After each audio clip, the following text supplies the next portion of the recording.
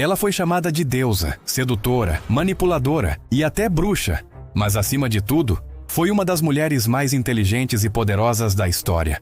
Seu nome atravessou séculos como símbolo de beleza e poder. Mas o verdadeiro legado de Cleópatra vai muito além dos romances e das lendas. Ela foi uma estrategista política brilhante, uma diplomata audaciosa e a última faraó do Egito. Essa é a história de Cleópatra VII, a mulher que enfrentou o Império Romano e se tornou eterna, as origens de uma rainha. Cleópatra nasceu em 69 a.C., na poderosa dinastia Ptolomaica, que governava o Egito desde a morte de Alexandre, o Grande. Sua família era de origem grega, não egípcia, descendente de Ptolomeu I, um dos generais de Alexandre. Mesmo assim, Cleópatra foi a primeira da dinastia a realmente aprender o idioma egípcio e abraçar a cultura local. Desde jovem, mostrou inteligência fora do comum. Falava 9 idiomas, estudava filosofia, política, matemática e astronomia. E ainda na adolescência começou a entender o que muitos homens poderosos jamais compreenderam, que o poder não está apenas nas armas, mas nas alianças certas. A jovem rainha e o trono disputado. Quando seu pai, Ptolomeu XII, morreu, Cleópatra tinha apenas 18 anos. Ela herdou o trono junto com seu irmão e marido, Ptolomeu XIII, como era a tradição entre os faraós, mas o poder dividiu o palácio. Os conselheiros do jovem rei queriam eliminar Cleópatra do governo. Ela foi expulsa de Alexandria, fugindo para o deserto. Só que Cleópatra não era do tipo que aceitava o destino. Com um pequeno exército, ela planejou recuperar o trono. E foi nesse momento que o destino apresentou a ela o homem mais poderoso do mundo, Júlio César. Cleópatra e César, o poder do encanto. Em 48 a.C., César chegou ao Egito perseguindo Pompeu, seu rival na Guerra Civil Romana. Cleópatra viu nisso uma oportunidade única.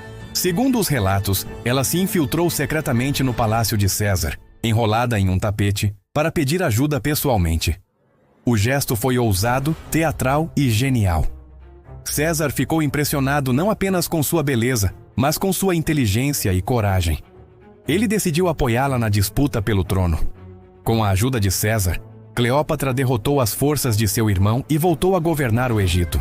Juntos, tiveram um filho, Cesarião, que ela acreditava ser o herdeiro legítimo do trono e da união entre o Egito e Roma, o renascimento do Egito. Como faraó, Cleópatra foi muito mais do que uma rainha bonita. Ela reergueu o Egito economicamente, incentivou o comércio, reformou o sistema de impostos e restaurou templos antigos.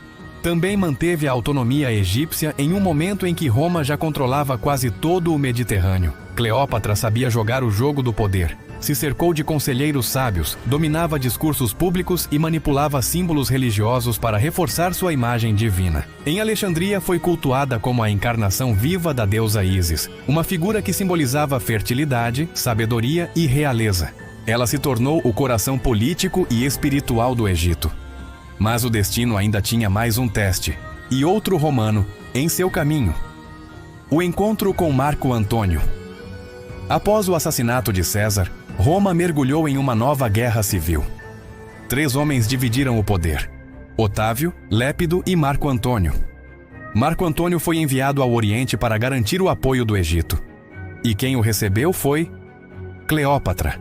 O encontro foi digno de um filme. Cleópatra chegou a bordo de um navio dourado, vestida como uma deusa, envolta em perfumes e joias cintilantes. Marco Antônio ficou completamente fascinado. Mas, assim como César, ele também entendeu que Cleópatra era muito mais do que um rosto bonito. Juntos, formaram uma aliança política e amorosa que abalaria o mundo. Amor, poder e guerra. Cleópatra e Marco Antônio tiveram 3 filhos e governaram o Egito como parceiros. Mas em Roma, Otávio, o futuro imperador Augusto, os via como uma ameaça. A propaganda romana começou a pintar Cleópatra como uma feiticeira oriental que havia enfeitiçado Marco Antônio para destruir Roma. Era mentira, claro, mas funcionou. Otávio declarou guerra ao Egito. Em 31 a.C., as forças de Cleópatra e Marco Antônio foram derrotadas na Batalha de Ácio. Antônio fugiu para Alexandria e, diante da derrota, cometeu suicídio. Cleópatra, agora sozinha, viu seu império cercado pelas legiões romanas. A morte de uma lenda. Otávio ofereceu a Cleópatra uma vida de prisioneira de luxo em Roma. Mas ela sabia o que isso significava. Seria exibida como troféu de guerra, humilhada diante da multidão. Então, aos 39 anos, Cleópatra tomou uma decisão que selaria sua lenda. Segundo a tradição, ela mandou trazer uma cobra venenosa, uma áspide, símbolo da realeza egípcia, e deixou que a serpente a mordesse.